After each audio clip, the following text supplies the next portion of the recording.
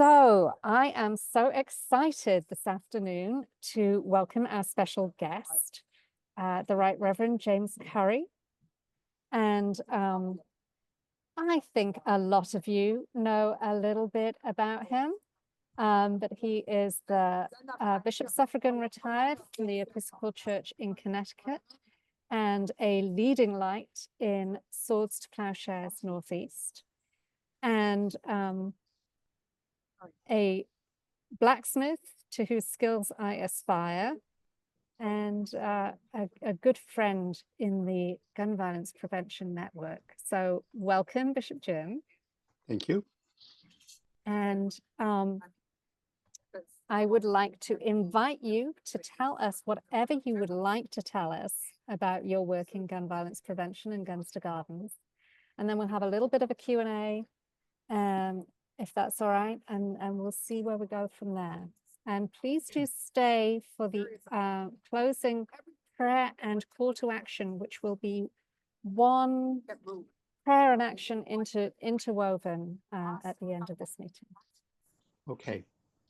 Well, I would like to share a bunch of slides to give a picture of this. I'm going to go pretty quickly through slides so that we can do more discussion at the end. But this really shows sort of my journey and also the journey of Swords to Plowshares Northeast. So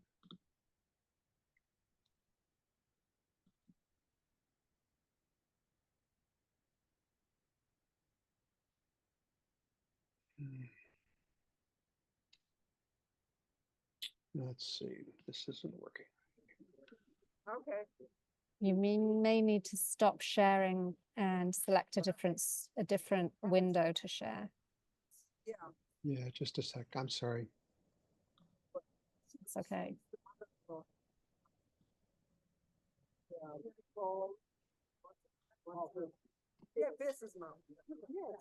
I don't know if anyone else is getting a conversation in the background. Here we go. I'm hearing something in the background. I think it might be Rosalind's because she keeps lighting up even when she is not muted. No, it looks like it's gone. Okay, well, sorry about this. This is an icon. I need to get something out of here. Jesus beating a sword. It's an icon by Kelly Lattimore. Maybe you're very familiar with it, but the first time I saw it, it just struck home, partly because it's completely non-biblical and partly because it's completely true, that for me and for so many of us who look at the transformation of guns into garden tools, of guns into jewelry, of guns into other instruments, but instruments of peace, we take our call from Jesus as well as from Isaiah. And I'm speaking in two different spheres. Swords to Plowshares Northeast is our secular focused group, which allows us to get funding. And Swords to Plowshares Ministry Network is our church focused, which was really the birthing place of our work in Connecticut. I'm going to go quickly through these because you all know this. The epidemic is incredible. And I want to go down just to the last one. 3,786 children and teens under 17 were wounded last year, and that's not a scraped knee. That's a gunshot. And that's an incredible number of children and teens who have been affected by gun violence. The other foci that we use are the issues of suicide by gun, and especially the issue of risks for veterans and first responders for risk of suicide. But this goes back to my story. Marcelina was a 7-year-old little girl in Hartford, a girl of color, a girl of the inner city, who was shot and killed by a drive-by shooter as she and her family were taking a gallon of milk to her grandmother. Her father was wounded. Marcelina was seriously wounded and died 2 days later. And at that point, Connecticut should have turned the corner. It should have been the tipping point for us in gun violence, and it wasn't. After a while, we stopped talking about it. After a while, we just moved on. But I've never been able to move on. And Marcelina is engraved in my heart as a child that we need to remember, and that gives me both the energy and the need to work in this field. Another young one is Ben Wheeler, front and center here, a member of Trinity Episcopal Church in Newtown, Connecticut. And Ben was killed as part of the massacre at Sandy Hook. And he was a child of our parish. And this is a picture of a happier time that his mother sent me. And she still is very much part of our work and the healing that's going on still in Sandy Hook. This is Ethan Song, a 14-year-old who was playing with a friend in his home, unlocked pistol, goofing around, shot and killed. And his mother, also a friend of mine, has led a national effort for Ethan's law, safe storage and separate storage required of guns and ammunition. All of this gets underlined for me in the fact that just this week, an 8-year-old boy in New Haven was killed with a loaded and unsecured handgun. We are far from being in a situation of safety for our kids. You know this as well as I, that gunshot wounds are the leading cause of death for children and teens, and we can't stand back and just ignore that. And gun violence changes communities forever, and it knows no limits of race, socioeconomic status, gender, age, or geography. A few years ago, a priest in a very rural area of Connecticut informed me that there was no gun violence in her parish. And I asked her to investigate if anybody has ever committed suicide by gun in that parish, because I can guarantee that someone has. So with all these guns, Swords to Plowshares Northeast and our ministry network basically say, if you have a gun, is it safely locked and stored away from ammunitions? Do you need a gun lock or a gun safe? We'll help provide that. And the biggest question is, do you need that gun? One of the stories that really has helped me understand that change can happen is the story of the Tree of Life in Mozambique. My first trip to Mozambique was in the early 2000s. They had come out of a severe civil war. That ceasefire was in 1992. And Bishop Singolani, one of the Anglican bishops of Mozambique, worked very hard to get the warring factions together for peace talks. And then after the ceasefire, he said, we have to get guns out of our country. Having a gun in your home is is like having a poisonous snake under your bed. It's going to rise up and bite you or someone you love. So they invited people to turn in guns for something for the new life of the society, building material for huts, and hoes and rakes for their small gardens, pedal sewing machines because there was no electricity, bicycles, things like that. And over the years, 1 million guns were turned in. And then the bishop said to artists in Mozambique, you take these guns we've destroyed and make them into art, make them into statements of hope rather than of despair. And the Tree of Life is one such piece of art. It's now in the British Museum. So if you're ever in London, go see it. It's an incredible piece, about 14 feet high. The branches are rifle barrels. The leaves are the magazines of AK-47s. And the leaves of the tree are for the healing of the nations. You can see it was done with very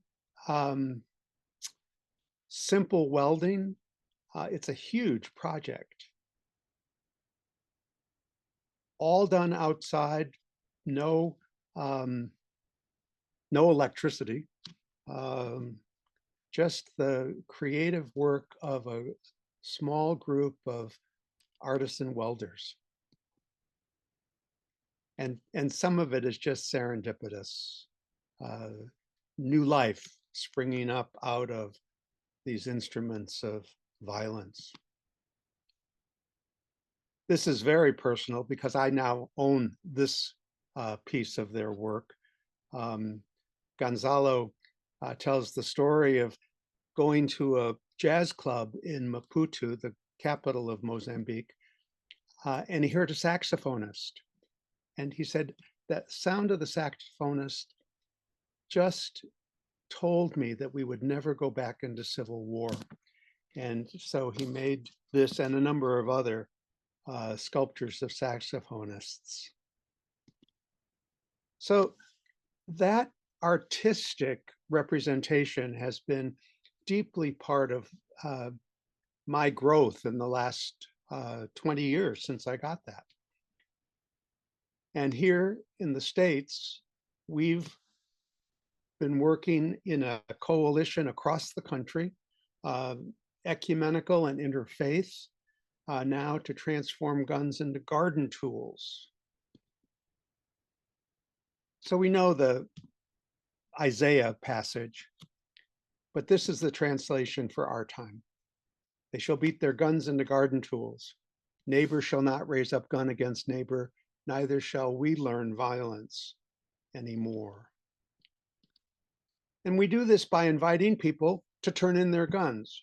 In Connecticut, gun buybacks have to be through municipalities run by the police departments. That doesn't get in the way because we focus on anonymous turning in of guns. And we've been very successful over a number of years now. The guns come in, are tagged, are vetted. Those that are seen as part of a chain of custody of evidence are set aside. The others we get to destroy. And that's Bishop Ian Douglas and me the first time we got to do this. And it was just an incredible time of liberation, of a sense of this is something that we can really get into and invite others to do. The police love it. And this is a police officer. I was in the garage in the New Haven Police Department doing this all by hand. And he said, no, let me help. And he got his acetylene torch and went to it. And he did that for the next few years until he retired.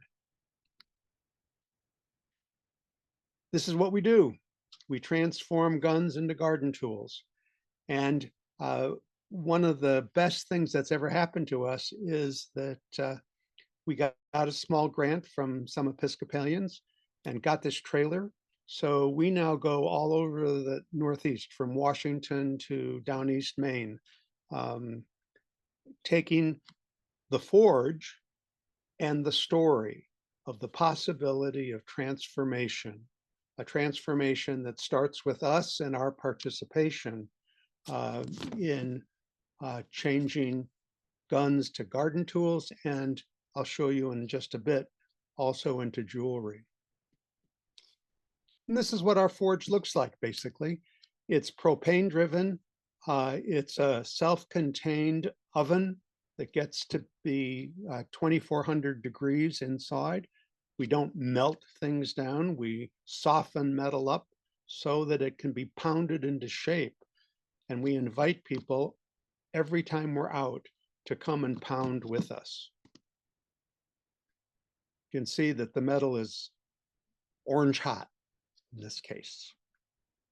And this is shaping one of our tools. It's the fork side of a tool that we call a mini-matix.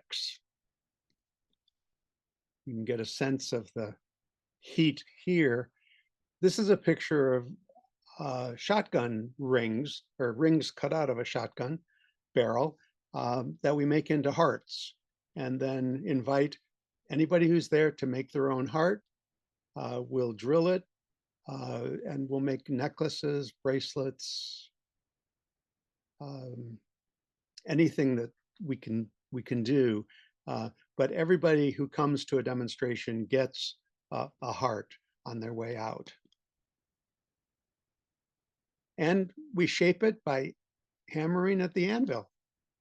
Very, well, it's a wonderfully old industry here, and it is enough said.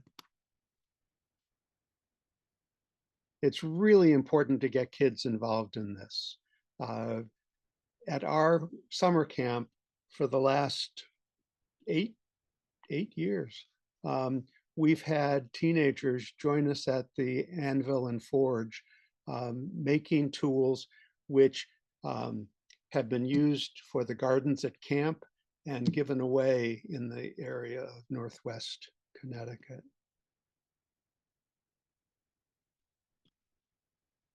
We also make the handles of the tools. So the kids are not only learning blacksmithing, but they're learning wood turning too. And it's not just kids, because we do this with adults also. This was the first year we did it. And every one of those kids made a tool, which then was given away. We now have a permanent forge up at camp, which is used during camp, but also weekends during the year, inviting people to come up and to participate in the transformation. We do public events. This one happens to be on the green in New Haven. This was one of our first events. The man in the blue cap is Fred Martin. He's one of the founders of Raw Tools, which is the godparent of this whole movement. And Fred and his son came to New Haven to teach us blacksmithing and inviting people to come and be part of it.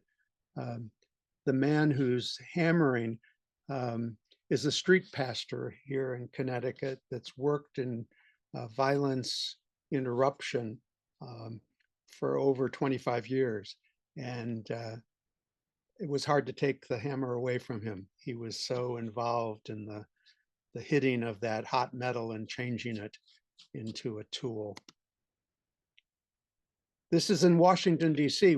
We were invited down to the National Vigil for the Victims of Gun Violence. We set up at St. Mark's Episcopal Church, and people would be going to see their Congress people and senators and doing all sorts of things in a 2-day event. And the forge was open. And what was especially clear to me was how important it was for many victims of gun violence to be able to do something that represented the gun, the barrel of the gun that they were working on.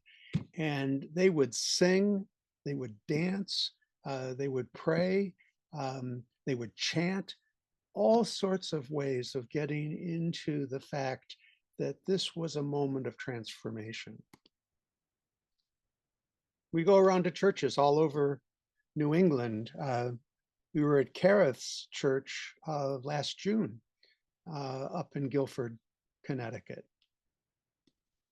And we give these garden tools away. These two women represented two of the big community gardens in Ipswich and Lowell in northeastern Massachusetts.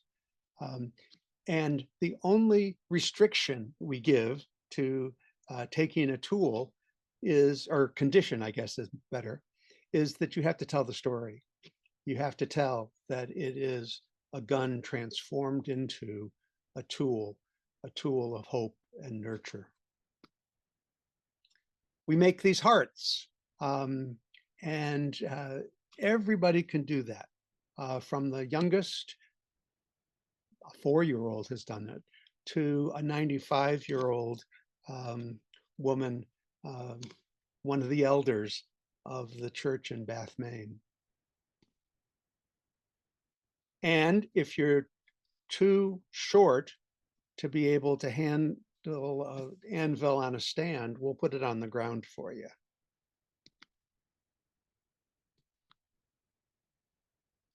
These two wardens of a church in New Haven forged this tool to give to one of our parishioners who had just lost his son to gun violence. And they were so excited to be able to actually do this and then to give it to art as a way of healing and of connection within the parish itself. We've worked with inmates at the local jail. That's changed since the pandemic because the jail system has changed. But these folk came to the Forge as part of an understanding of restorative justice, and they are so proud of the work they did. And from my point of view, it's been one of the best experiences of our ministry. We work also with men and women who are coming out of jail. This is obviously during the pandemic, but they had an outdoor loading area that we could do all the forging at. And these are the kinds of instruments they made. And this year we've come back. This winter, I did a 6-week training program for 8 people of this group called Emerge. And 3 of them have decided to become mentor instructors for a paid internship program we're doing with teenagers in New Haven and Hamden over the next 3 months. And again, it's just, especially to sit down with these folk, many of whom have experienced gun violence themselves, either as perpetrators or as victims, or just living in the fear of it. And they just blossom as they're working at the Forge. We do public witness. In this case, we were in Washington, D.C., and we were part of a liturgy where the names of all the people who had been killed in the last 6 months in Washington were read off, and at each reading of the name, one of the pastors would strike the hot metal at the anvil. What was so impressive to me is I come from a state of small cities. Overall, we might have 60 people killed a year by gun. In Washington, it was 200. in the first 6 months of that year. So the names kept going and going and going. These are the tools we make. This is called a mattox. It's made out of a rifle barrel. And these are trowels made out of shotgun barrels. I share this one because this comes from a gun buyback in Worcester, Massachusetts. David Hogg, who you may remember is one of the leaders of March for Our Lives, was at Harvard at the time, and he came to the gun buyback. They do it a little bit differently because they crush the guns basically on site. That afternoon, junior college and college age young people were invited to come and make art. And David and Rayleigh Alexander made this piece. And I'm overwhelmed by it, actually. One of the things we do when we're gathered, because not everybody can be at the forge at the same time, is we bring gun pieces and invite people to take them. We use glue guns rather than nails, but it's the same idea, to spell something out, to create a design, to make their own image of creative energy. So we do that in our public witness times too. And we have a small group of jewelers who are making really art out of our work at the forge. This beautiful model is my wife, by the way. And we've started to make crosses. This is a cross made out of a rifle barrel.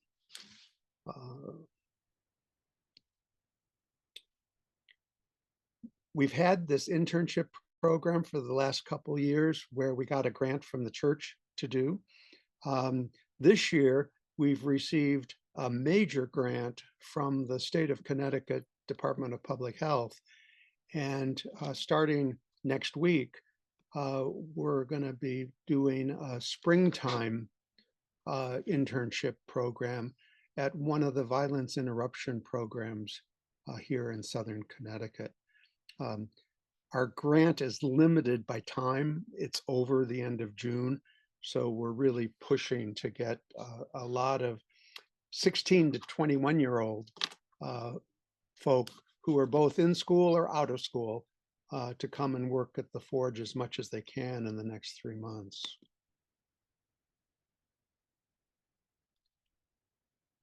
And each of these kids will tell you that there's a transformative reality for themselves as they're working with these tools. They're learning the skills, the safety issues, but they're also gaining both self-confidence and a sense of empowerment.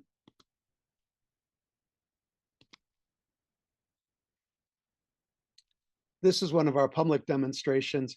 The girls in white are all from Israel, Palestinians and Israelis who are part of Jerusalem Peace Builders. And they all came and made hearts, all came and made necklaces. And the whole purpose for us is to get these tools out to gardens. This is a new garden at UMass Medical Center in Worcester, and this was their first harvest.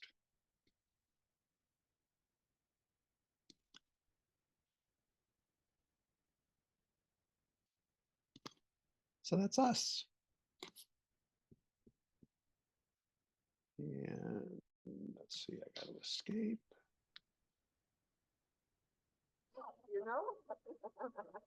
Thank you. That's wow, that's amazing. It's a lot, and it's inspiring, and it's encouraging, and it's practical as well as prophetic and pastoral. Love it. Please excuse my background noise. I'm not in my office this afternoon. I had to come out into the world, which is fine, but it means I don't control the environment. So I'm going to mute myself and invite you all to give your feedback, ask your questions. As I say, I'm going to mute myself for a minute, so you have at it. So Bishop Curry, it's great to see you again and to see that your work has really expanded. You may recall you came to Lancaster County in September of 2022 with your forge and your anvil as part of our really first demonstration of what we can do to try to curb gun violence. Your words then were inspirational, and to see how your program has expanded is really impressive. Could you help us better understand what is the relationship between Swords to Plowshares and raw tools?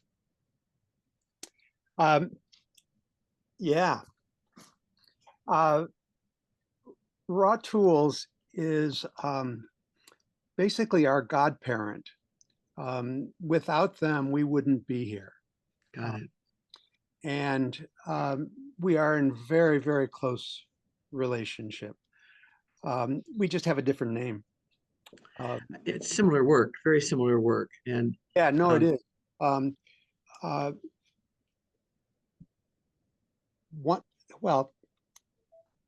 Years ago in 2016, I first heard about raw tools at the National Vigil for the Victims of Gun Violence, because an Episcopal priest, many of you may know him, Jeremy Lucas, had an experience where in his small town in Oregon, the girls' softball team wanted to go to a tournament in California, and they wanted to raise money.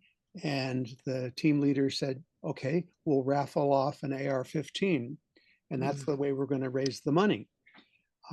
Jeremy heard about this and said, look, we'll find a different way to send you. Cancel this. This is not a good idea. Right.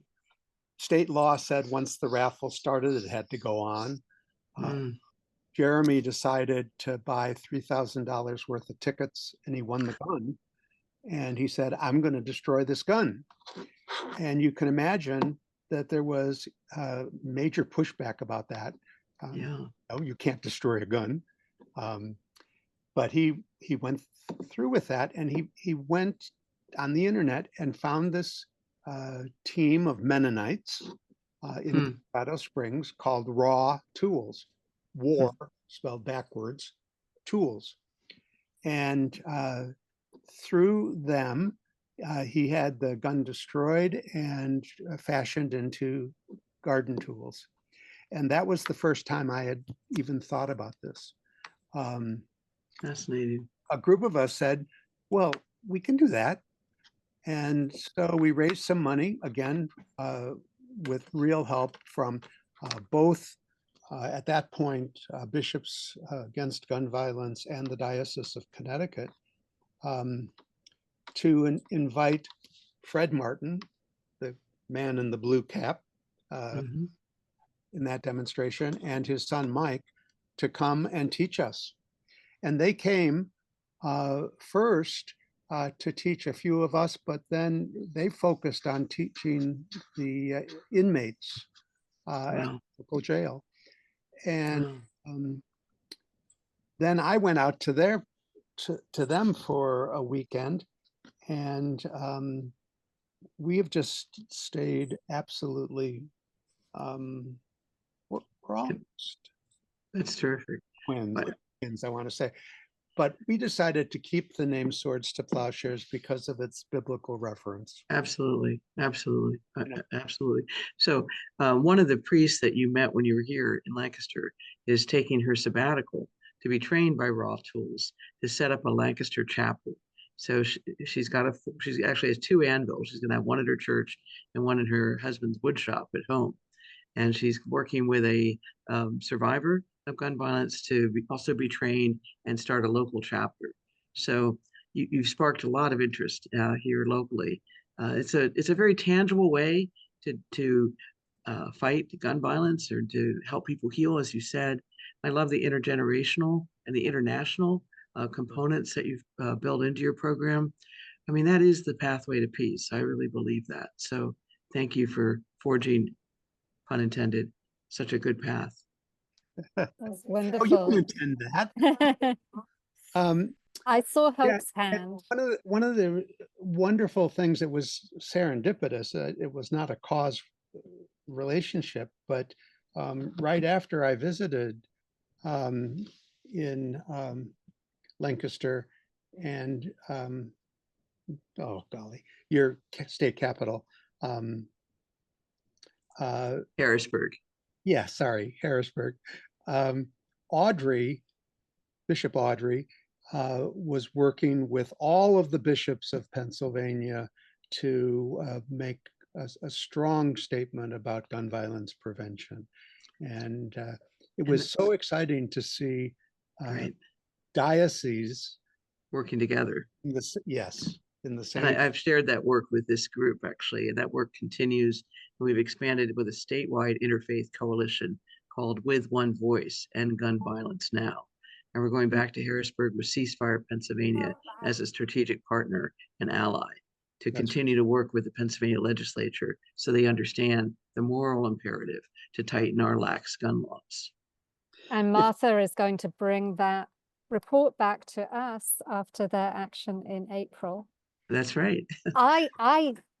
This is great, but I did see Hope's hand, and I want to make sure that she gets to ask her question Absolutely. as well. Oh no, I just to chime in. Well, first, Martha, I will probably, if timing works out, I might be joining Fred in Lancaster to help y'all set up. So when you mentioned that, I was like, oh my gosh, that's so cool. Because Fred couldn't remember if it was a Lutheran pastor or an Episcopal. It's Episcopal. And Jennifer so Matson. that makes me even more excited. Yes, the Reverend so Jennifer Matson. She's at St. Thomas Episcopal Church, and she's the co-chair of Bishop Audrey's task force that got set up after you came, Jim, called Saving Lives by Ending Gun Violence. So that's how we've been able to carry forth our work, not just through advocacy, but looking at liturgy and prayer and children's formation, and how do we help communities heal from gun violence.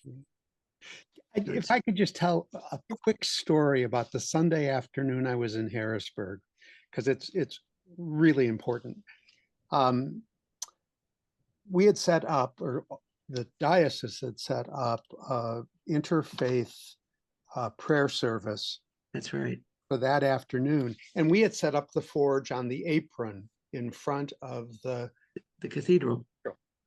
And two things happened as we were shutting down the forge, getting ready to go into the cathedral. The first was a rabbi ran up to me and said, "Oh, we've just been doing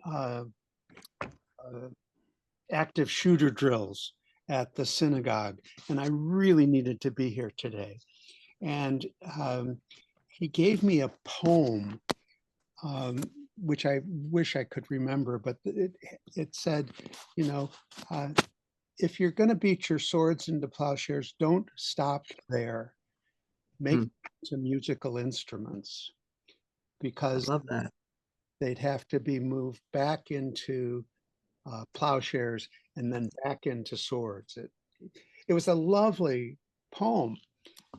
So we walk in, we're a little late into the service, and there's a rabbi standing up in the pulpit, right? In that same poem. And it was a moment of joy. Yes. And one of the ushers comes up to me and says, "You're needed outside." Why? So I follow the usher out, and there are two men out by the forge pulling a wagon, and they're clearly street people. And the wagon had broken, the handle on the wagon had broken in two pieces. And they said, can you help me? Well, I had a piece of a rifle about that big that fit right in the hole of the handle to put the two ends of the handle back together. Wow. I had a drill and I had Mhm. screws, and we fixed the wagon for these two, That's great. and it was just so wonderful. It's just providential, really. Yeah, providential, exactly, because we were there. Right. This whole spirit that was there that weekend Right. was a real sense of coming together, Mm. transformed together. Yes. Yes. And we're trying to keep that spirit alive, which can be challenging in Harrisburg, like most state capitals. Yeah. Yeah. And Amy Whalen, who was the dean of the cathedral at the time, she's back. She and her husband have retired and they moved back to Connecticut. So you may cross paths with her, but she was brilliant at her interfaith work. And we're trying to follow her lead and carry that forth. Yeah, Amy and I go back a long, long time. You know, yeah, I figured you did. Seems like all Episcopalians in Connecticut know each other. So one of the things, sorry. Go ahead. I was going to say, one of the things we talked about at our diocesan Gardens cohort last night was the way that the stories, just as you're sharing, are as life-giving as the tools that we make for growing food. Mm-hmm. I'm keeping an eye on the time because we have an extended period of prayer at the end this afternoon. And I want to make sure that we hold space for it. So Hope, I know you were going to jump back in. If there is anyone else who has a last question or comment as well as Hope, then yeah, Randy. I just wanted to mention I'm putting into the chat an Instagram address where you can find that poem, Beat Your Plowshares into Swords and Musical Instruments. Oh, great. Thank you. Wonderful. Thank you. And Tom, I saw your hand as well. Yes, I had a question, Bishop, about when you were working with local law enforcement and the buyback. Mm-hmm. How did that begin? What was the process? And I know this has probably got a long answer to it, but No, it's a very short answer. okay. I happen to know both the chiefs of police in Hartford and New Haven already. And I just, a couple of us, our coalition was UCC and Episcopal to begin with. And a couple of us just got an appointment, sat down with them. And it happened that the chief of police in New Haven at the time, he's now chief of the Yale Police, was a graduate of Yale Divinity School. And Swords to Plowshares touched his heart. He's still part of our board, actually. But it's, you take a tool with you, you go and sit down and you tell some of the story of how it's been effective. And in our case, very soon after we made a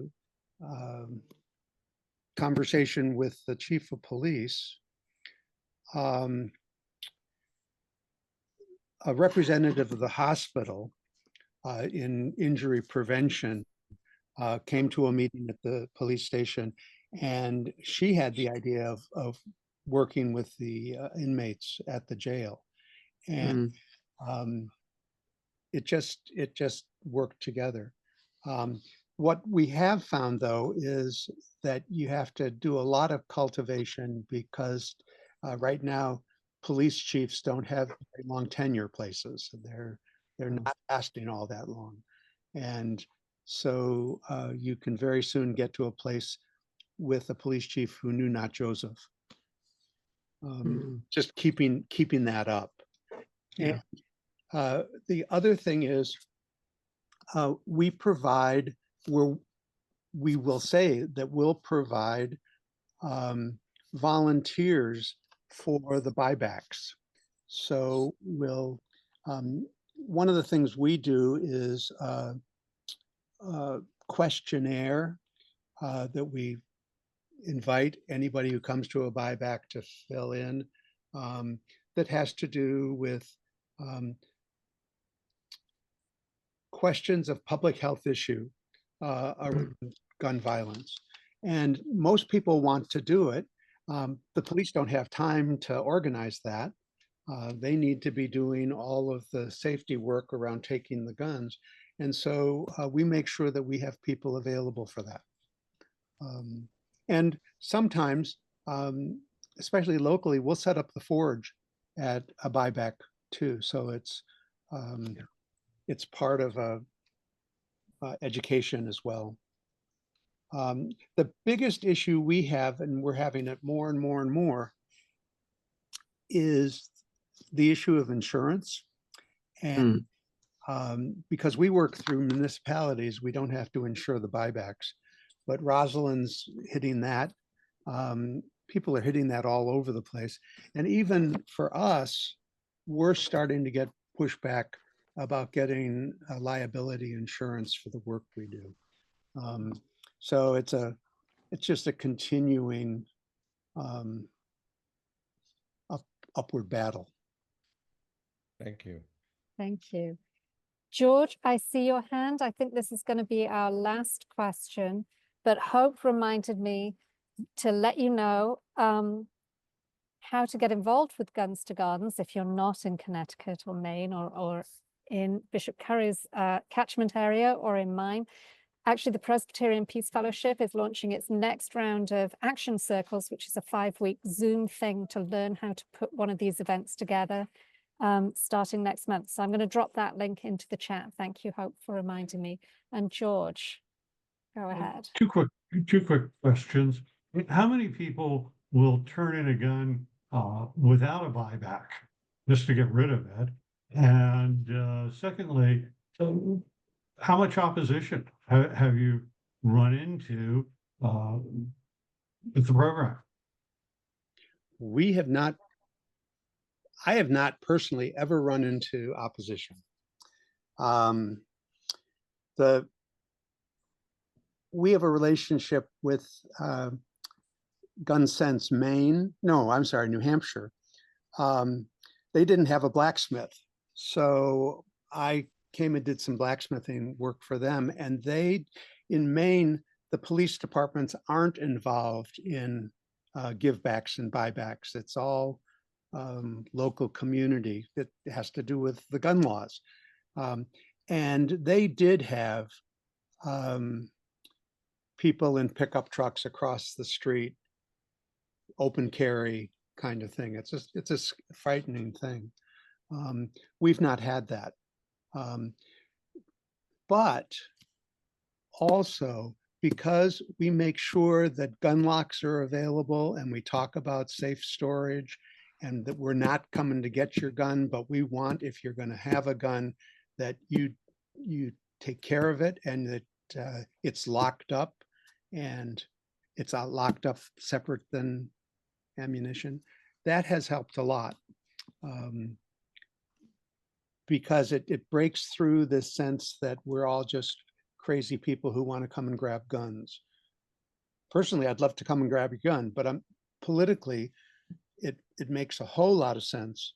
And it's more than politically. I think it's theological too, that we're not out to destroy people. We're out to create a new understanding of relationships. Mm-hmm. That's perfect. Martha Gardner, I'm coming back to Massachusetts next week to UMass Dartmouth, even though you're in North Carolina. Oh, I want to thank you so much, Bishop Jim, for being with us this afternoon and for sharing so much of your work with